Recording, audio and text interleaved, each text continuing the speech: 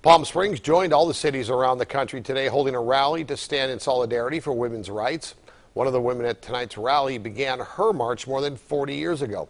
KMIR's Vince Marino has her story. In Palm Springs, demonstrators were seeing red. It is really important for us to be recognized for who we are and our strength, our talents, and our resistance.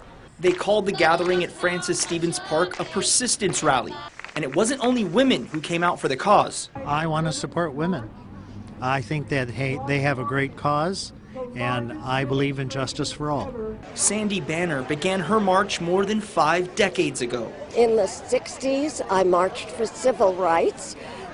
35, 40 years ago, I marched with my daughter for reproductive rights. In January, I marched with my granddaughters. Banner, like hundreds of women in Palm Springs and tens of thousands more around the country, said silence is not an option.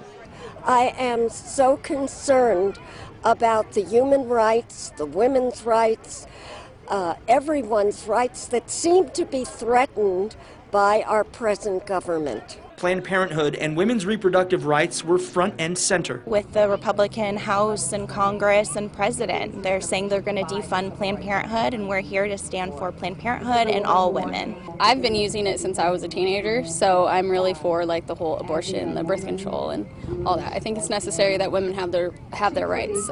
I well remember the days before Roe versus Wade.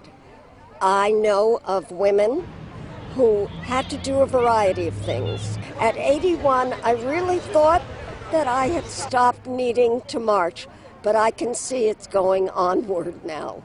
Vince Marino, KMIR News.